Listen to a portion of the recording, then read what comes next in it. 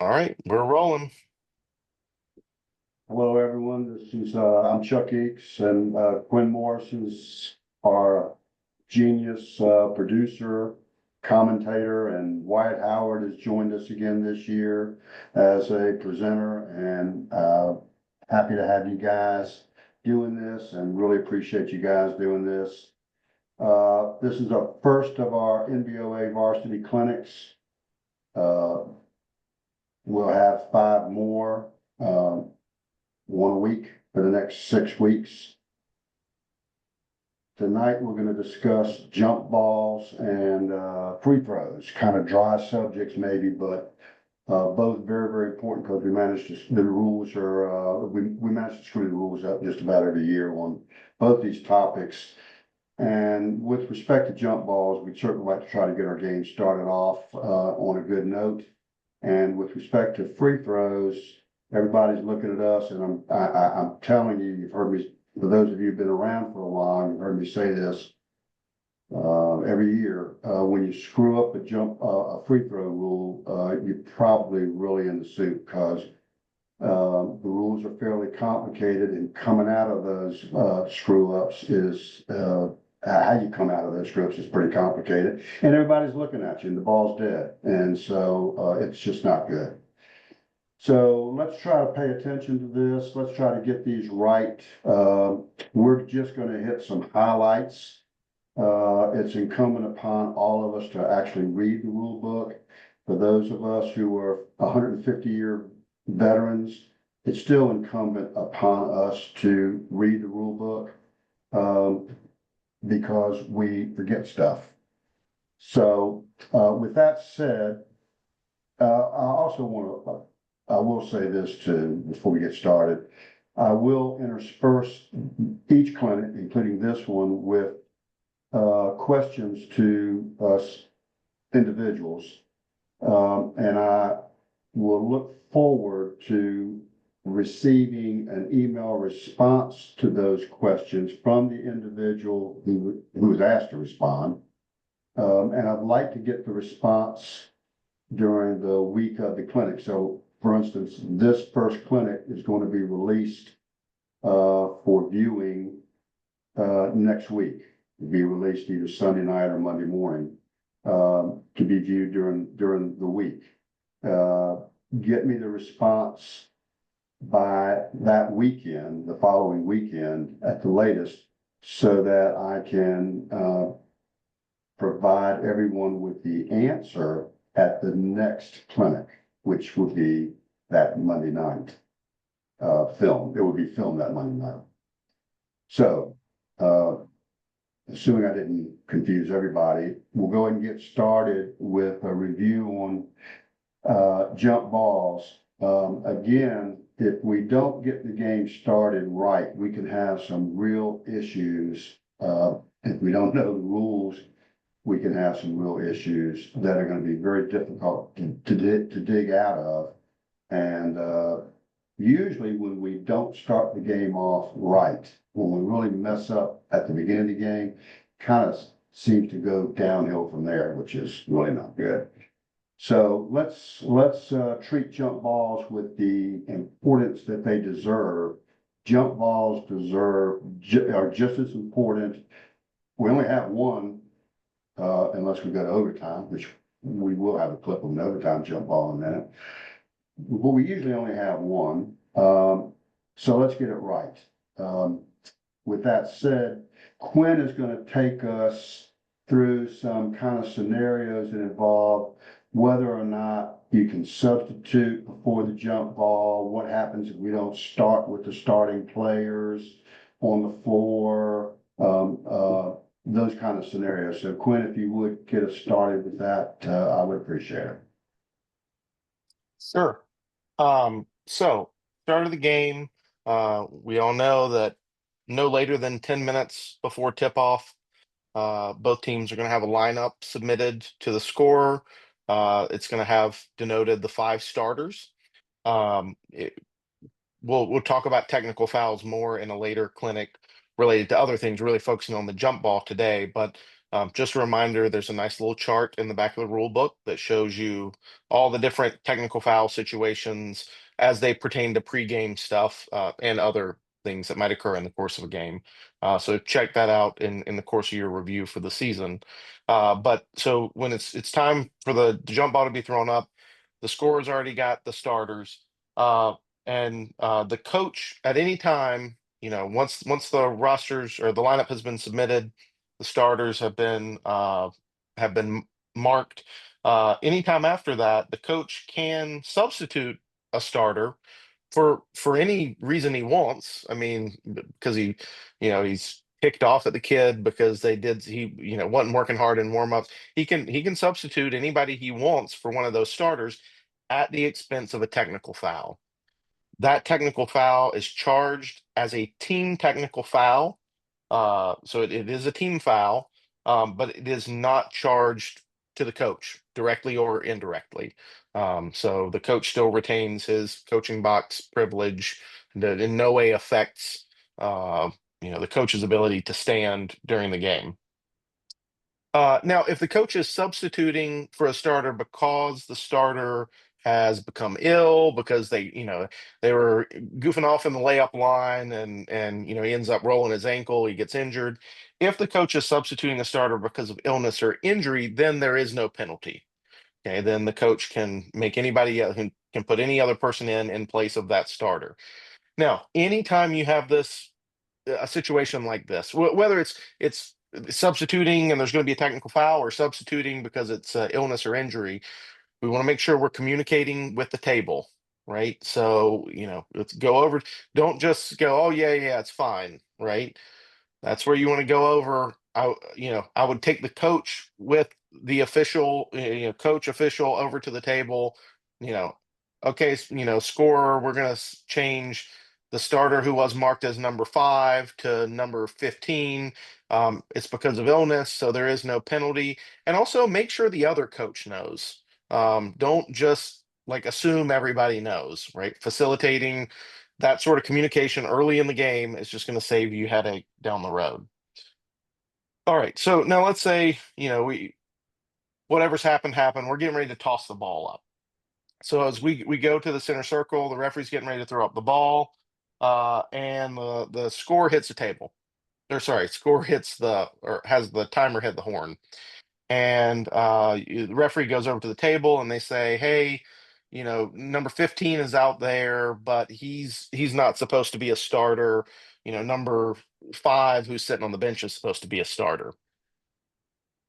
At that point, the coach can just replace the player. He can put the correct starter out there with no penalty. The ball has not become live yet, so the coach can just put the right starter out there, no penalty. If the coach decides no, I'm not going to put the right player out there, then we're going to make 15 the right starter, and it's going to be at the expense of a technical foul.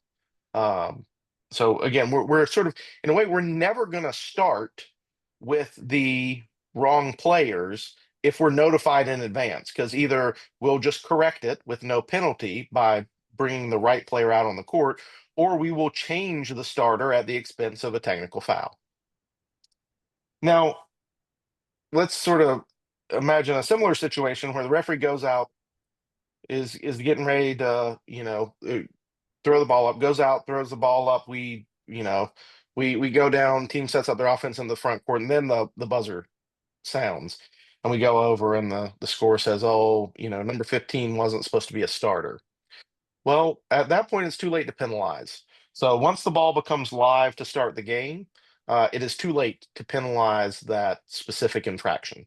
Now, one of the important pieces there is going to be knowing when the ball becomes live to start the game. And I think Chuck has a question for someone related to that.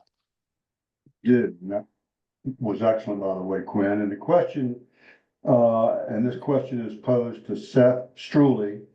And Seth, by the way, these are open book. This is an open book scenario. I just want your answer. When the question is, when administering a jump ball, when does the ball become live? Um, one thing to ask, I want to ask Quinn real quick. I think you've mentioned this, but I just want to make sure. If the coach substitutes before the ball becomes live, substitutes for a designated starter for a reason other than illness or injury, then I believe you said that's going to be at the expense of a technical foul, correct? Correct. That technical foul will not be charged directly. It's a team technical. It's not charged to the head coach and the head. And again, if you already said this, Quinn, I'm just reiterating. That's a team technical, not charged to the coach, and the coach does not therefore the coach does not lose the coaching box privilege. Okay. That's correct. And again, all things we want to make sure we've got a lot to communicate with the scorer in that situation. So slow down, take your time, make sure we communicate all of that. We need to, we got to communicate there's going to be a change to the starter, but also there's going to be a technical foul. It's only charged to the team. It is a team foul. It's not a player foul. Like all of those things are things that are going to need to be clarified with the scorer. Wyatt, we've got this particular jump ball frozen at this point, to illustrate, for illustrative purposes, we're showing the two jumpers. There are a number of jump ball rules that pertain to the jumpers.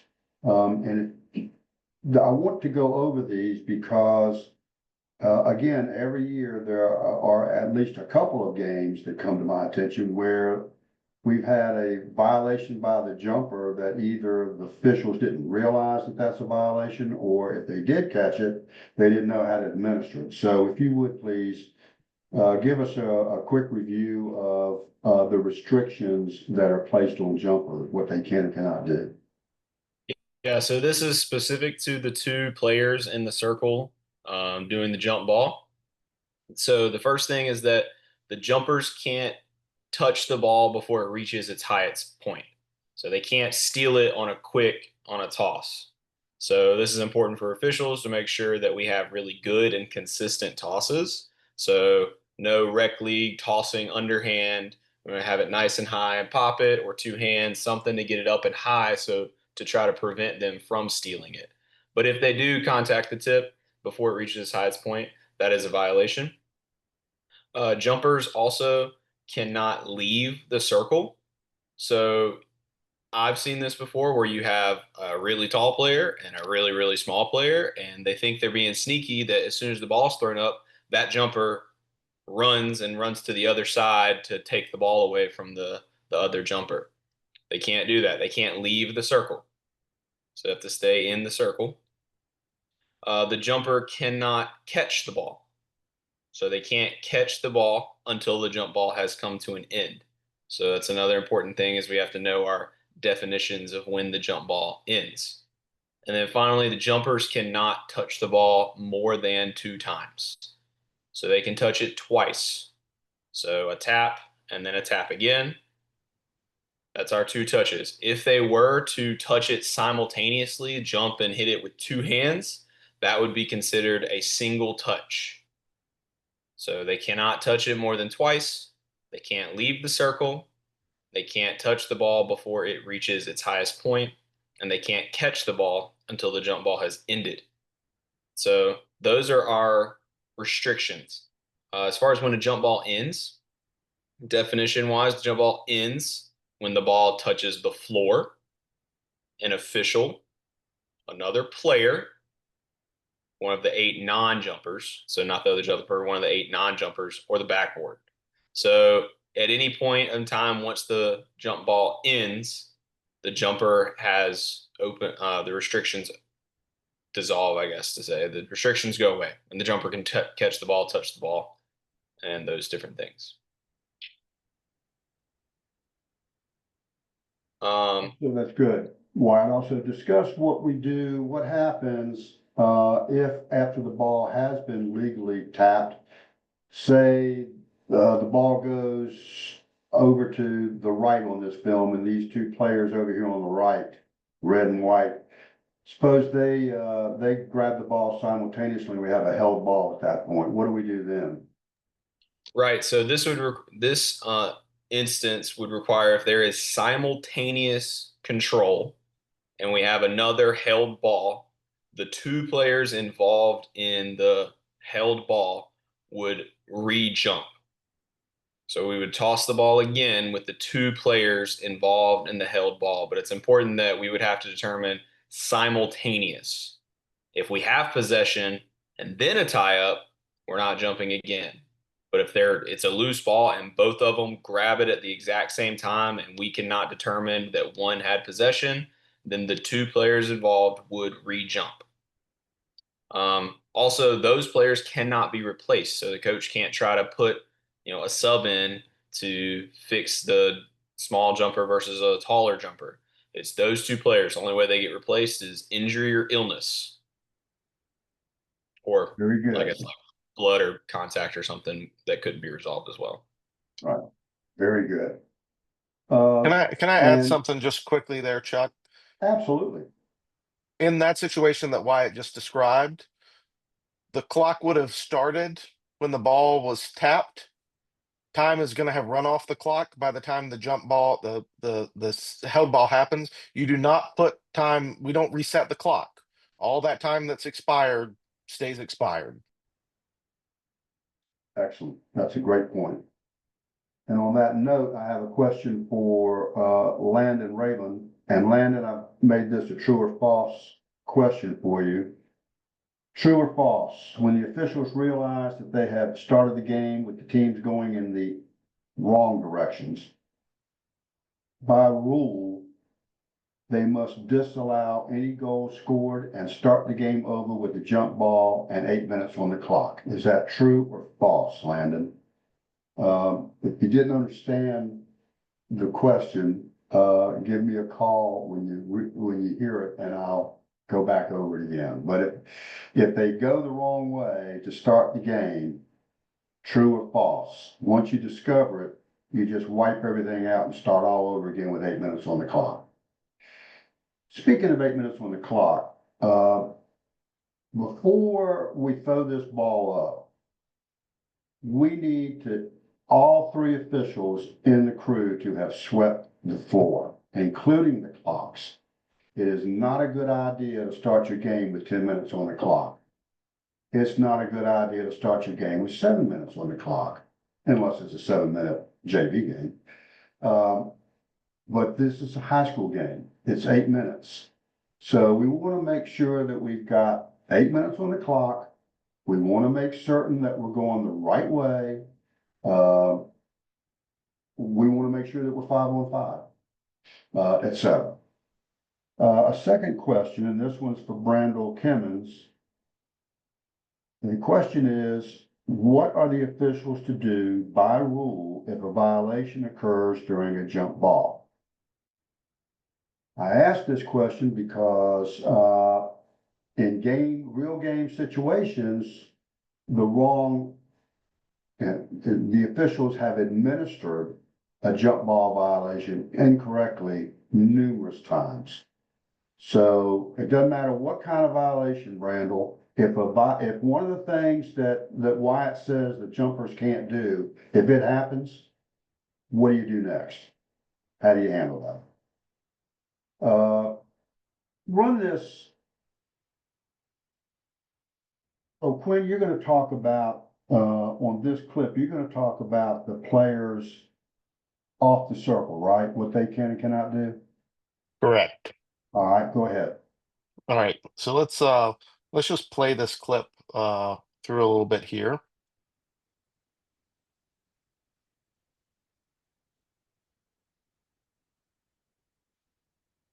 All right.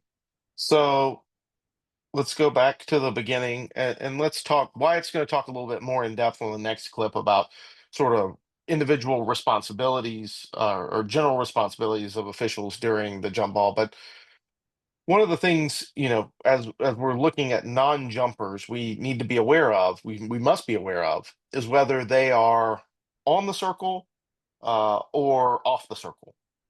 So any player that's within 3 feet of the center circle is to be considered on the circle. And those players have different restrictions than players that are off the circle. So the first determination we've got to make is whether any given player is on or off the circle. So as you're getting ready to start a game, other than the referee's responsibility is to throw the ball up and get out of there alive, right? But the other two officials, you may want to know whether these other players are on or off the circle. The players that are on the circle, essentially the only thing a player that's on the circle can do is they can come off the circle. So they can back off the circle, but they can't move around the circle. They can't step in the circle until the ball's touched by one of the jumpers. Then they can do what they want. But from the time the referee comes in and the ball's getting ready to be thrown up until it is hit by tapped by one of the jumpers, they cannot move around the circle. All they can do is move off the circle. Players, however, who are not on the circle when we step in to administer the jump ball, they can do pretty much whatever they want, except they can't come onto the circle. So that they can move around. They have many fewer restrictions for players who start off the circle. Again, though, same thing. Once the ball's touched, they can run in towards the center circle. They can do whatever they want. Those restrictions all end once the jump ball is touched. Sorry, I just realized that maybe I was supposed to save some of that for the next clip, but oh well. It works All just right, as well now. that's all I think that's right. all I have on this. That's the, and what Quinn had to say causes me to say again, and again, I'm talking about getting the game started off right. I'm talking about game management.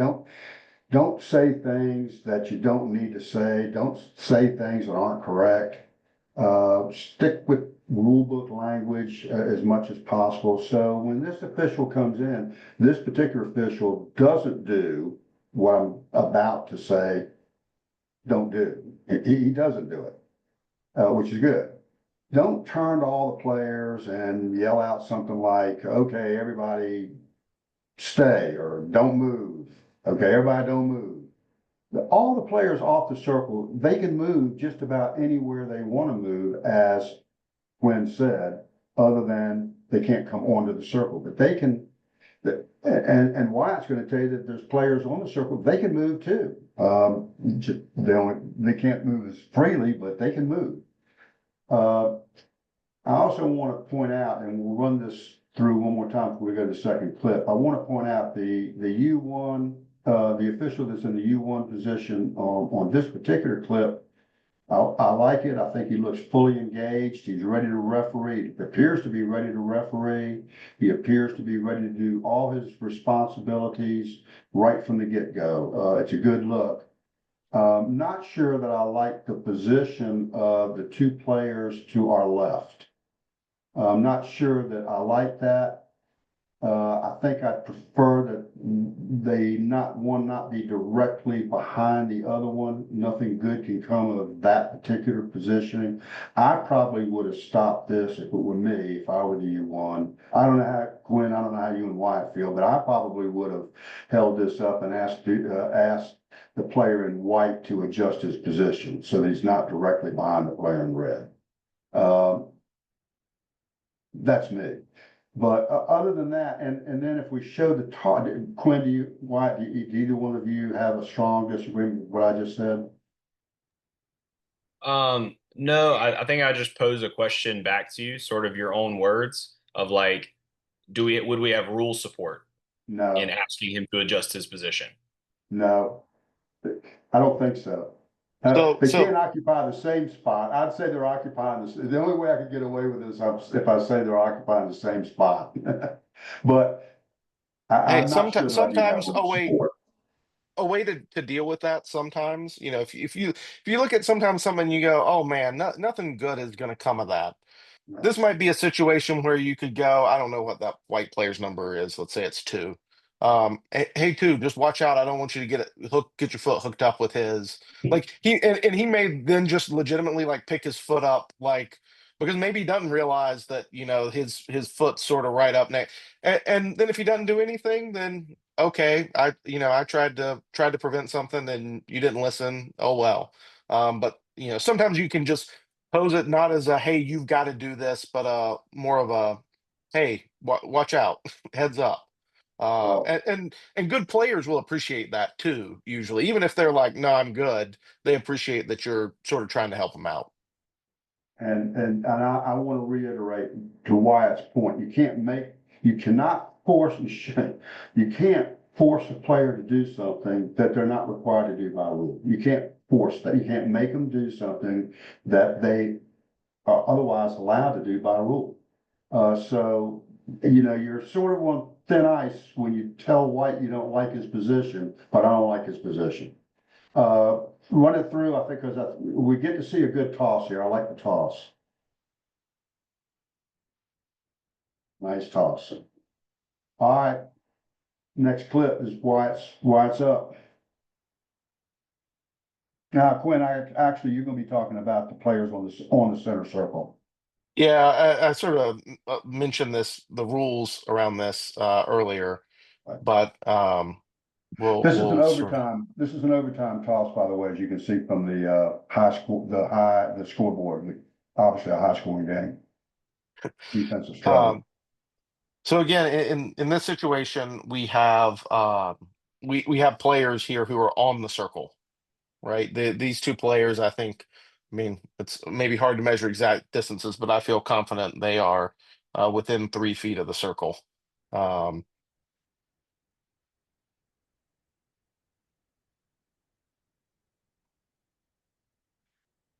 Now, that little, whatever this is, I've watched this several times. Um, uh, I think this is a violation. I think you would have a tough sell. It looks to me like number 4.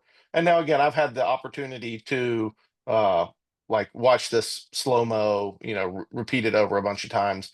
I think I would call this a violation and say that in my judgment, 4 was trying to move around uh was that yellow 2, the white 4 was trying to move around yellow 2. He does sort of end up taking a step back, but it doesn't look to me like he's coming off the circle. um your judgment may vary. He then also sort of does step in front before the ball's tipped. So again, I think this is very much a judgment call in my view. I mean, you got to look at this and make a judgment. But you've got to be aware. You got to be aware, especially in this game. You got a coach who knows the rules fairly well, and even if he doesn't know exactly, he knows that there's a chance that was a violation, and he's going to ask you a question about it. So you've either got to say yes, he was on. You can't say, oh no, he wasn't on the circle. He was on the circle. You could say, in my judgment, he was backing off the circle, and that's what the like on the initial move, and so I don't think it's a violation. That's a perfectly good response. But again, you've got sort of to the point White and Chuck were making just a minute ago. Like you've got to answer questions with rule support, right? Your judgment is your judgment, but you've got to be able to back it up with a rule.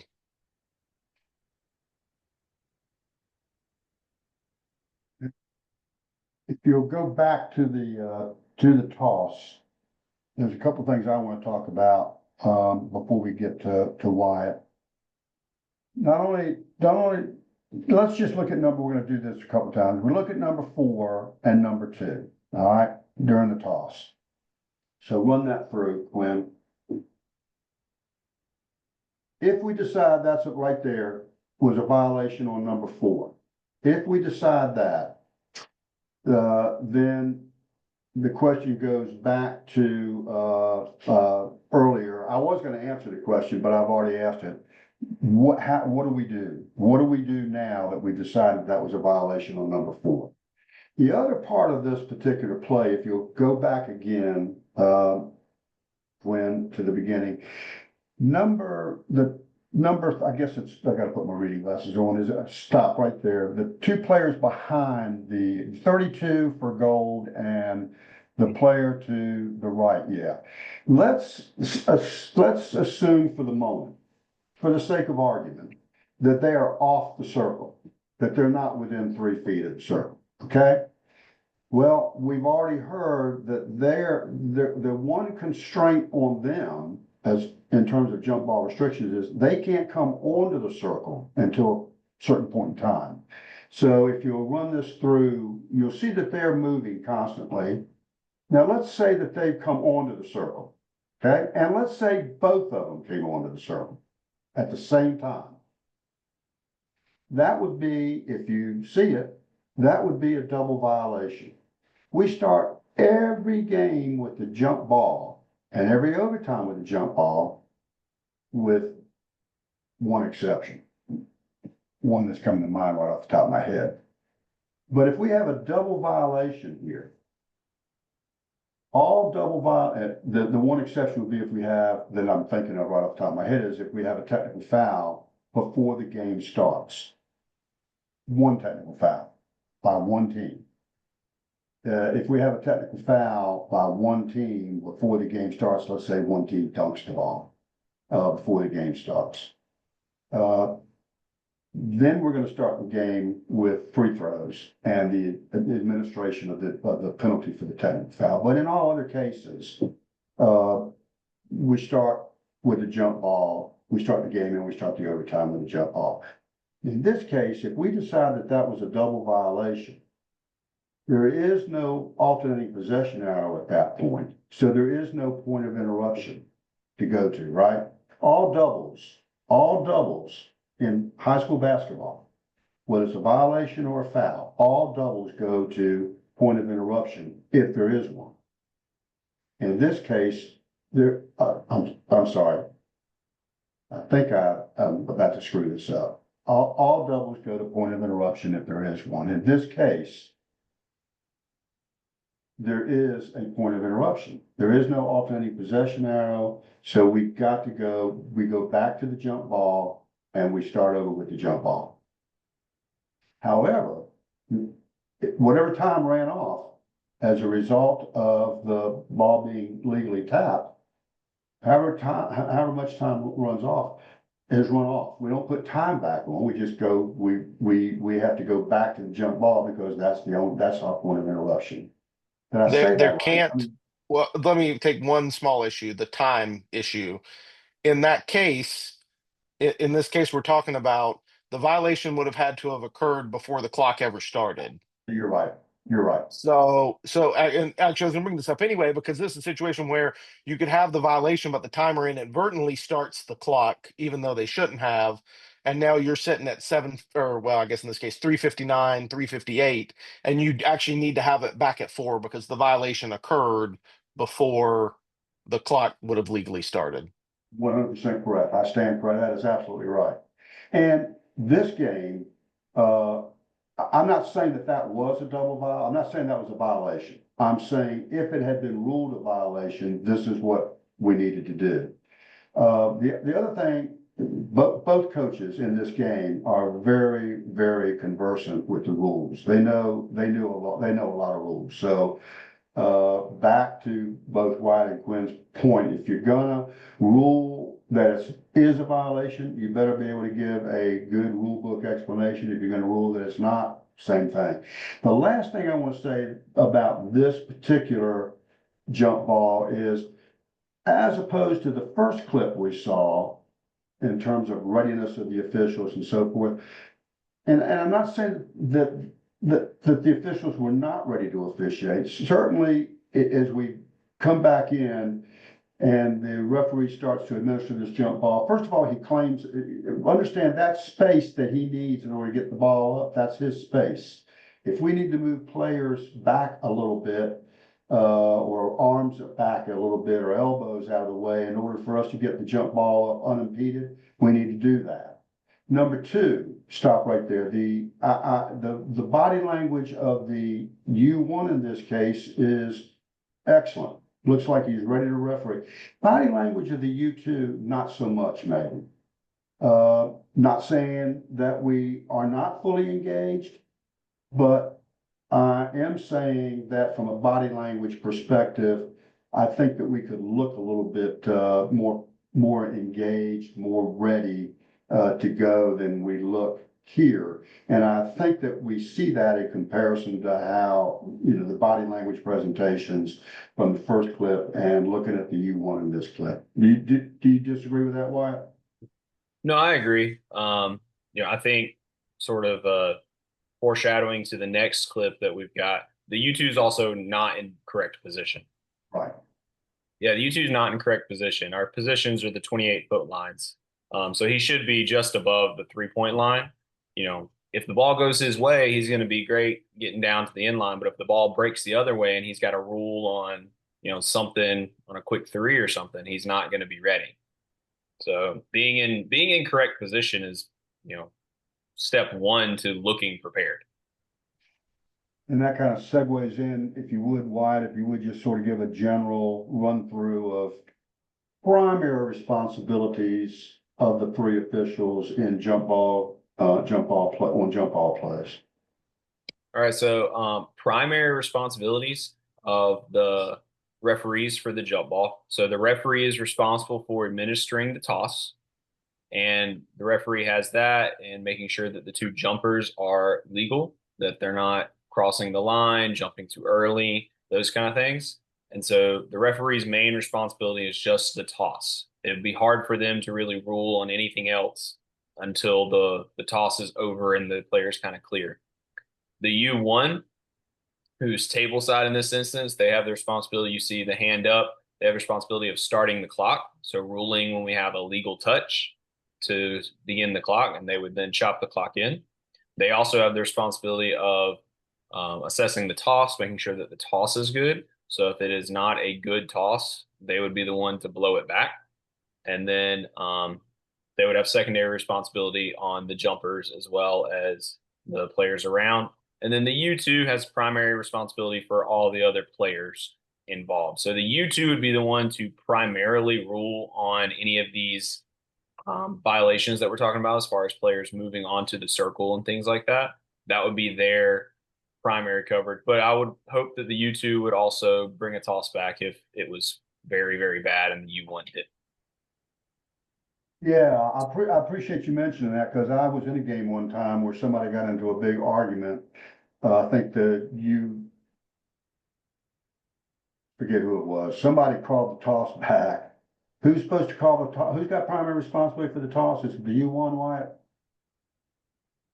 Yeah, the U1's primary responsible for the toss. The U2 called it back. It was a horrible toss, and the U2 called it back, and the U1 wanted to spend a big part of a post game screaming at the U2 for calling that toss back because the U1 said, "Well, that's my call. That's my call." And I said then, as I'm going to reiterate what Wyatt just said now, there is no such thing as my call. There's primary responsibility and there's secondary responsibility. The toss was bad. It needed to be called back. I don't care who calls it back. Just call it back if it's bad. Let's get the game started right. All right. Wyatt, if we can go to the one that you love so much, we'll go to your clip. Yeah, so this clip comes from one of the state championships this past year. So 2025 girls state championship. I think this is 4A. Yes. 4A, yeah. So something that we always say is be ready from the toss. And sometimes I feel like people say it's a cliche. It's, be ready from the toss, but they're not actually ready. And I think this clip demonstrates that they're not ready. Because being ready is more than just being ready to call a toss back or being ready to rule on a goofy potential backcourt violation. It's being ready to referee the game, because this game gets started very quickly. We have a toss, and within 4 seconds, we have a corner three. We're literally 4 seconds into the game when that shot's put up. And so being ready from the start requires getting into good positions and being ready to go. If the U2 in this instance isn't ready, they might not even be at the baseline by now. The U2 or the U1's got to be ready to run. and the referee has got to be ready to turn and officiate as quickly as possible. We don't have time to be nice and lazy and check the arrow and point um, before we start going. So as far as being ready on this clip, what I like is that we've got good hustle from all the officials. They move quickly to get into position, but we need more team awareness of where our partners are. So we now to know that the referee might be caught up and not able to get here to rule on what would be their primary coverage area on this potential three. So the U2 going to the lead position, I would like to see peek out and get ready to help on this corner three. There's nothing else to look at. If we've been paying attention in warm-ups and we've done our prep for the game, then we're ready to know that this person's shooting the ball when they get it. This is the shooter. And so the lead, instead of going straight to our generic, 3 foot mark and close down or whatever, is find the ball, find your partners. What are we looking at? And make sure that we're ready to referee where our partners cannot see. Along with this, the U1 does a really good job of busting down. I mean, by the time she gets there, we're ready to help with rebounding coverage. The ball ends up just going out of bounds, so nothing's hurt. But we have to be ready. More than just say be ready, we have to mentally be prepared from the moment the ball is tossed to start refereeing. We don't get a warm up time into the game. And if I could I just want to emphasize I want to emphasize something real quick that Wyatt said. Yep. That begins before the game, right? Just from the way these players break, like nobody breaks to the basket. Like they almost all go, like they know she's gonna pass the ball to somebody and somebody's gonna shoot a three. Like if you look right here, like we got five, almost every player is outside the 3-point arc. That tells me that they've probably run plays off jump balls like this a lot this year, that they probably shoot a lot of threes, right? If I know all that going into the game, I'm much better able to prepare. So instead of, telling war stories for 45 minutes in the locker room before a game, this is the kind of stuff, especially as we get later in the season and we have more information about teams. These are the kind of things we need to be talking about. And even early in the season, just knowing some coaches and the styles of offenses that they usually run and what they like to do, those are things that help us if we use our time wisely before the game. So just leave it right where it is. The main, that's excellent, Quinn, and excellent, Wyatt. The main point here is that the lead official is not providing any secondary help at all, and is not in a position to offer any secondary help at all on this jump shot. And as Wyatt said, the lead official has no way of knowing that the referee was able to escape from the jump ball and get in a position to referee this play at all. So the lead official should have been looking back at this play, and just keep in mind, please, everyone, jump balls are like throw-ins. These are transition plays. There are no, you got to go where you need to go to referee a play and understand where your partner may or may not be able to officiate. So this official should have been, there's no point in going to a close down position or a pinch position at this point. There's not even any point in going to home base. This should have been, we should have stayed wide, and we should have been looking back, and we should have been throwing up the preliminary signal for a 3-point shot as the lead official on this play. You agree, Wyatt? Yeah, absolutely. I mean, even though it's not an official high school mechanic and stuff, the lead should be working wide and ready to help on corner threes. Because sometimes the trail just doesn't have a good look. And in this particular instance, the lead definitely needs to be open, and they need to go ahead and mark that three, that this is a 3-point attempt, because we don't know if the referee gets out. Now, if the referee's out and they mark it too, great. We just have 2 people saying that it's a 3-point shot. Nothing's hurt. Nobody in the gym knows. We're the only ones who know that it's not technically a mechanic. But at the end of the day, it shows engagement, and it shows that we're ready to help our partners where they're not. Well, you just made a comment, that was excellent, but you just made a comment that causes me to segue into something that I'm gonna be, saying over and over and over again in these clinics. About the lead being prepared to work wide, the lead, and I don't know what I don't care what the high school mechanic book says. If you're working for me in my high school games, I want the lead working wide to provide secondary help, good secondary support help on corner shots. Does that make sense, guys? Okay. So I don't like with if in my crews, I don't want the lead going where the lead is going on this particular play. I want the lead to stay wide on this play, start wider on this play.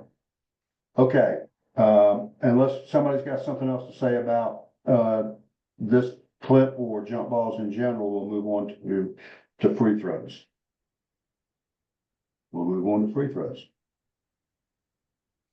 One thing I'll say just quickly before we get into the clips, specifically, I want to make sure that everybody is on the same page. If a player who is awarded free throws, and under the high school rules, if a player who is awarded free throws is required to leave the game or is substituted for because of injury or blood, that player's substitute must shoot all of the free throws that have been awarded. And the coach picks the substitute, not the coach of the team shooting the free throws picks the substitute, not the opposing team's coach in high school. There's one exception to that. If we were up here right now shooting free throws for a technical foul, of course, we wouldn't have any players on the lane at that point. Anybody on the team can shoot those free throws, including a substitute. And if a player shoots the first free throw of a technical foul and the coach doesn't like the way they shot that free throw or whatever it is, and decides to substitute another player in to shoot the second free throw, that's perfectly legal when it comes to technical fouls. But otherwise, if a player has to leave the game because of injury or blood, that player's substitute, picked by that player's coach, must shoot all of the free throws. Remember now that if you beckon a coach or a trainer onto the floor to attend to an injured player, it doesn't matter whether the coach or the trainer comes out, they ignore your beckon, it doesn't matter. That player's got to come out. Unless the coach saves that player with a timeout. So be careful about beckoning a coach or a trainer onto the court to attend to a player you think might be injured. Unless it's obvious. I mean, obviously if they're, the aorta has been sliced and blood's gushing all over the place, that's pretty easy, but it would be very unfortunate. But if you give yourself a chance to really determine whether you need a coach or a trainer out there. But once you've determined that you need a trainer or a coach out there, beckon them out, and that player is going to go out of the game again unless the coach saves the player with a timeout. Now, if you've got a player that is bleeding or has blood on the uniform, the rule now allows the player to remain in the game if the issue can be resolved in 20 seconds. There's a protocol to that, though. You can't just linger around for half an hour and then decide, we got to get a 20-second clock going. We got to get it timed. We got to let everybody know what's going on. So, with that said, Quinn, we've got the clip up. Why don't you go ahead and review primary responsibilities of lead and center officials during free throws. All right. So, and I looked this up to make sure I didn't. Now I'm second guessing myself again because it's different in college. It So is. you'll correct me. Well, I know that. So the lead The lead's all official. the way across, Quinn. right, the lead has the opposite side, Right, right? So right. the lead has all three. That's what I was. Is that right? Yes, yes, Yes. Okay. That's what I was second guessing myself on. So the lead has the three players on the opposite free side of the free throw line. The C has the shooter, right, and also the three players opposite them on the free throw line. So on the lane line, right, we're looking for disconcertion, entering the lane early, those sorts of things. Obviously, with the free throw shooter, we're looking to see if they cross the line early. Um, any violations like that. Um, but in terms of just general responsibilities, you have the officials, the center and the trail. Sorry, the center and the lead have the players on the lane lines who are opposite of them. sure. Sorry, I just look at my note. The center also has responsibility for the silent 10-second count. Um, I don't know that I've ever called one of those, but make sure to administer the count and also to start the clock out, on the last of however many free throws they have. Right. The fact that the slot official has primary responsibility for violations for the players on the opposite marked lane spaces is the reason why many of you heard me say during high school games, these scrimmages that we've got coming up. It's the main reason why I'm not particularly fond of the college mechanic that has the slot official all the way out to the sideline. Because I just think it makes it a little bit difficult, particularly in a men's game. We've got some, bigger bodies to look at. Makes it hard to really get a good look sometimes um, at those players on the opposite mark lane spaces. But the bottom line is, get where you need to be to referee what you're supposed to be refereeing. That's the bottom. And also, if you see something obvious, even if it's not your, it, the left foot of the big guy on this block, down here, even working hard could be very difficult for this official to see. If the lead sees they clearly step in early, just call the delayed violation. I mean, it's not a, you know, we want to we want obvious calls called, regardless of whether it's primary or secondary. Right. And when we keep, the guys, Quinn and White are emphasizing primary responsibilities. Primary sort of necessarily means that somebody's got a secondary responsibility. I have not heard Wyatt or Quinn yet use the word exclusive responsibility. I've not heard that term. So let's please keep that in mind. Wyatt, there's some really pretty insane rules regarding, uh, free throw violations. So I managed to muck that up every year. So I've given it to somebody that actually can articulate. I'll give it to you. All right. Well, the first thing is making sure that players are lined up correctly, which means that opponents of the free thrower have to occupy the bottom lane space. And in high school, it's above the block. So opponents of the free thrower have to occupy the lane space. It cannot be unoccupied, and it should not be occupied by a teammate of the free thrower. Um, so that's making sure that we've got at least those players there. The only time we're not going to have anyone on the lane is if we're shooting technical foul free throws or intentional foul free throws, where the team's getting the ball back or we're going back to point of interruption or something like that. But otherwise, other than the marked lane space, this is how it should be set up. Opponent, teammate, opponent. There's funky rules in there that allow that to be shifted, but I don't think there's any need to talk about it because nobody should be doing it. So just make sure that we've got opponents. Stop. That we have opponents of the free thrower on the bottom spot. And yeah, I don't think you're wanting me to talk about any of the other stuff right now, just the positioning. Good. You hit the other stuff. We'll get the other stuff. Okay. Yeah. So remember that none of the players on the lane spaces or in the marked lane spaces can enter the lane until the ball is released on the try.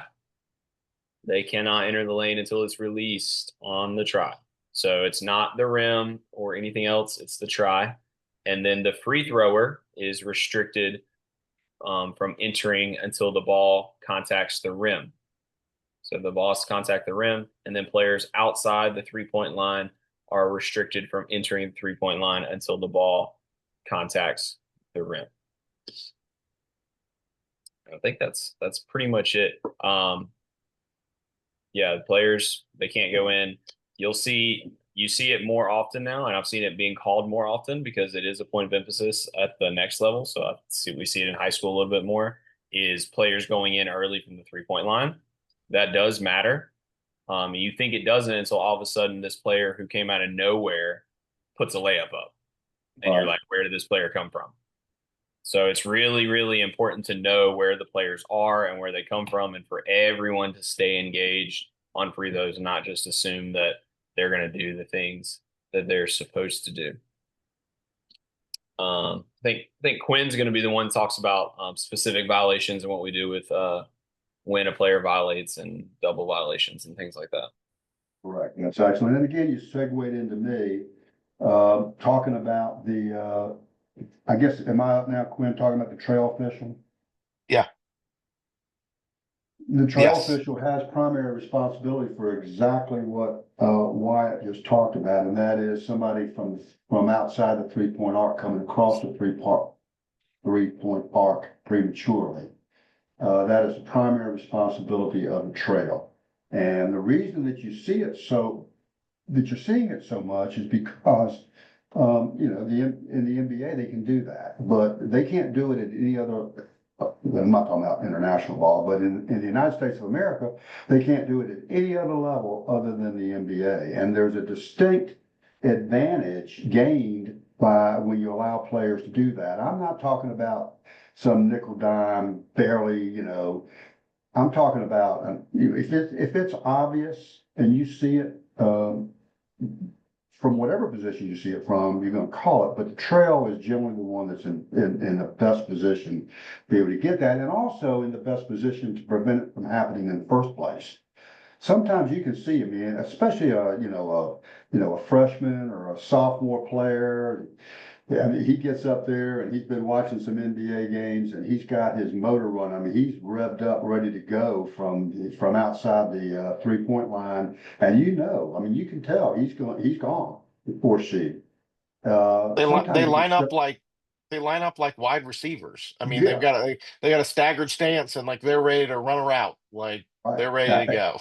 Me personally, I don't have any problem. If you're able to step in and say, hey, wait till it hits or something, it's okay with me if you can prevent, if you can use that kind of preventive officiating. But if they go, the trail official is going to get that. This is the first of two free throws, by the way, because I know we're not in the bonus. So I know this is the first of two free throws. I know we're not in the bonus, but that's only because this particular crew hadn't gotten really revved up yet. I guarantee you in the second quarter at this 3:11 mark, they'd be in the bonus. So you don't see the trail official in the picture. I'm happy for that. When it's the first of two, I don't want to see the trail in my films, in my games. I want them off the line, off the sideline, out towards the middle of the floor. Not looking to engage with the coach. If the coach wants to talk to you, then going over there, if he's got a legitimate question or she, talk to him, but otherwise get away from them. Don't invite commentary from the coaches by getting in their box and standing next to them and waiting for them to tell you what a great official you are. The other thing I want to just hit on real quickly is if in those cases where we have opposing players in the backcourt, we've been torn up about how to officiate from the trail when we have opposing players in the backcourt during free throws. And we're going to eliminate the consternation. And this is across the board. I'm not going to get into too many discussions about NBOA, TBOA, except that NBOA and TBOA, I will say this, NBOA and TBOA are happy companions. We're in happy places together. And we both agree, both the TBOA supervisor and I agree, if we have opposing players in the back court, get in the back trail official, get in the back court with them and officiate them. Don't get halfway looking backwards and forwards and backwards and forwards. Just get back there and officiate the opposing players. If it's anywhere close to being, a matchup, if they're close enough to engage with each other, they're close enough to officiate. And we know we have teams that like to send two of their free throws to opposite corners the far end of the court. And generally when that happens, the opposing team, unless they're completely stupid, they send their players back with them. So in those cases, we have 4 players in the back court. Why in the world would we not go all the way back there with those 4 players? Get to the baseline. Surely 2 officials can referee 6 players. Surely. If we can't, then we got more problems than, we got a whole lot of problems in that game. But I won't beat this to death. Just going back there and referee opposing players in the backcourt and don't worry about being halfway and looking backwards and forwards and backwards and forwards. The rest of the other crew members now, again, court awareness, game management. You got to know where your partners are. We got to see each other. So, understand now when our trail officials go in the back court to referee 2 opposing players, that may cause the slot official in particular to have a little bit more responsibility. Last thing I want to say about the trail official, that number 5, when he comes out to, I guess that's number 5, whatever his number is for White, if he comes to box out this free throw shooter, the center official the trail official has got to be prepared. If the trail official is in the picture, the last 2 free throws, if one of those 2 players for White comes to box out the free throw shooter, the trail official, unless he's gone or she has gone in the back court to referee a matchup back there, the trail official's got to stay with that play. Don't run away. Don't leak out. Don't run that. Stay with that play and referee that box out and make sure that the player for White hasn't come across the line too soon. But more importantly, that the player that's boxing out the free throw shooter doesn't knock the free throw shooter back about 5 feet, and there's no call. The slot official is not in a great position to be able to referee that play because the slot official has got to follow the ball to the rim and referee rebounding plays.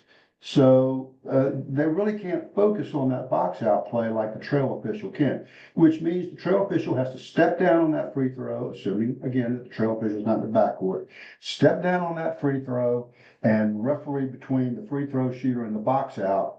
And when we see that a team is aggressively coming out to box out a free throw shooter, once you see that first time out, instead of going over there and talking about whatever that is we talk about, how about mention, hey, by the way, guys, on free throws, when black is shooting, white's really coming out hard to box out. We need to pay attention to that. Okay? Anything else? Let's move on. I'll just briefly talk about what happens if we have some of these violations. Do it. The easy case is if an offensive player is the first player to violate, it's an immediate violation. Either if it's the first or if there are free throws remaining, you just cancel that one and move on to the next one. If there are no free throws remaining, then the ball would just be given to White. If a defensive player violates first, then we can get into some tricky scenarios because when we have a defensive player violate, it's a delayed violation, which means there's the potential for subsequent violations that we have to then adjudicate. But let's deal with the easy case first. So if let's say we have a defensive player, let's say this player right here on the block just steps into the lane early. So we're going to signal a delayed violation. If the basket is made, we just drop the delayed violation signal. If the basket is missed, then we penalize the violation and award a substitute free throw for that violation. Now, if we have a defensive player on a marked lane space violates, so let's say steps into the lane early, and then so this player steps in early, and then this player steps in early. If we have defensive violation on a marked lane space, followed by offensive violation on a marked lane space, we ignore the second one and just penalize the first one. Okay, so we only penalize the defensive violation. If we have a defensive violation on a marked lane space, followed by an offensive violation by the free thrower or a teammate of the free throwers who's located behind the 3-point arc, then in that case, we're going to penalize both violations. We're going to have a double violation. As Chuck mentioned, the for double anything, you're going to go to point of interruption. So you're going to disallow the free throw because of the violation, but then you're going to go to point of interruption, which if you have more free throws coming, you just disallow the one where you had the double violation and continue on to the subsequent ones. If, however, there were no more free throws coming, then you don't have an obvious point of interruption. You're going to go to the alternating possession arrow for an alternating possession throw in. The only exception to that would be if let's say this defensive player right here, let's say we're right at this point in time, and this defensive player right here takes a really hard like jab step in towards the lane, but like towards the free throw shooter. And that causes the free throw shooter to flinch and step on the line himself. So if you have a violation by the free thrower that was caused by a disconcertion or a fake by an opponent, then you're only going to penalize the disconcertion. That's always true of disconcertion, right? You're only going to penalize that, not whatever may have been caused by the disconcertion. I think I've covered all of those situations. Have I missed one? I I think I managed to went through. muck that up every year, and you've done a great job of not mucking it up this year. The one that we may Well, have missed, Quinn, so forgive me if I'm recovering the same thing here, but let's say we have a violation by the player in black on the second mark lane space, Quinn, him. uh-huh. He steps in early, and then let's say 3 or 5 steps in after that. Yeah. So in that case, and we didn't specifically discuss this, right? But because the violation for the offense is an immediate violation, the white player is never going to actually have a chance to violate because the ball's dead as soon as the offensive player steps into the lane. Oh, very good. Anything to add to that, Wyatt? I would just say be aware of potential disconcertion. I've seen it and called it more in the past 2 seasons at all the levels than ever before. And they just don't, they think they're being sneaky or they're doing something with a little jab step like Quinn was talking about or something. That's disconcertion. If it doesn't do anything, you can probably talk to them and say something to them. But if it does cause a violation, it's a penalty, or it's a violation. And then also just being aware of I'm talking to my teammate or I'm just clapping because I'm excited. Those kind of things. That's also players are also not allowed to do that to try to distract the free thrower. Put a stop And to it, we'll call it. Put a stop to it one way or the other. That's good. One reminder, if we realize that we've got a problem with the alignment, as we're bouncing the ball to the free throw shooter, you can, or players, just as you're bouncing the ball, a player steps in to take a marked lane space position that he's otherwise entitled to, but he gets there a little bit late as the ball is being bounced. In those situations, unless you're really peeved off at somebody, by rule, just take the ball back and reset them and start over again on that free throw. You're entitled to do that by rule, and that's what we want to do I think I made that clear.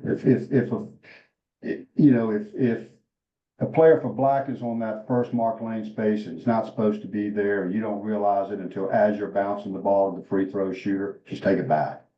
You better get them set up right there to begin with, because if you got them set up wrong, and you find out when it's too late, there's some really, I encourage everybody to please read the rule book on that. Same thing, and I ran about this on every single free throw. Please, every single one of them. Make sure everybody in the crew, make sure the person administering the free throw verbally and visually gives the number of free throws to be shot, and the other two members of the crew visually mirror that, and that we're all looking at each other. It's not a good situation when we are shooting, when we've told the players that it's, well, first off, we told them it's a 1-and-1 and we're actually supposed to be shooting 2. That would be a great indicator that the crew is not up to speed, because we don't shoot 1-on-1s to start with.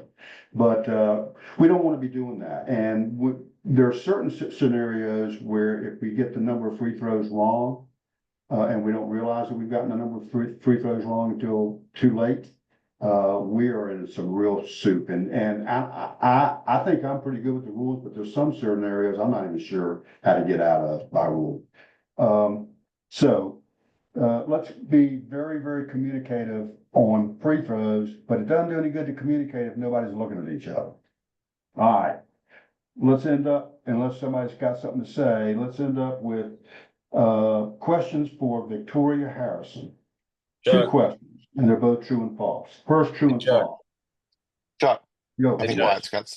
The only other thing I would add is when we talk about like resetting on the free throw, if our bounce to the free thrower is bad, the free thrower bobbles it, drops it, please don't let them try to fix it themselves. Just blow the whistle and take the ball back. Right. And just give them a nice clean bounce. Even if it was clean from the start, like just reset it and let them fix it. Let them get right, because it's going to be nothing but messy if you don't just fix it. That's a great point. But also, just to be clear on this now, if you bounce the ball to the free throw shooter and the free throw shooter's got it, clearly has possession, didn't bobble it, didn't glance off his or her hand or chest or knee or anything like that, they've got it, this guy's getting ready to this guy's getting ready to shoot his free throw. If he dribbles this ball off his foot and as he's preparing to shoot the free throw and it crosses the free throw line, there's no reset there. That's all on him. Okay. All right. True and false for Victoria Harrison. First, A1 has the ball and is preparing to shoot a free throw when the Team A head coach requests a timeout. A1 has the ball right now. This guy has the ball right now, and his coach requests a timeout. True or false? The timeout cannot be legally granted. Okay? I asked this question because I happen to know that there was a game last year, thankfully it wasn't a game I assigned, where the officials apparently didn't know the rule. Second true or false question for you, Victoria, is A1 has the ball and is preparing to shoot a free throw when the Team B head coach requests a timeout. True or false? The timeout cannot be legally granted. That's all I've got. Anything else, Quinn? Anything else, Wyatt? You guys were terrific. Good night, everyone. We'll see you next week.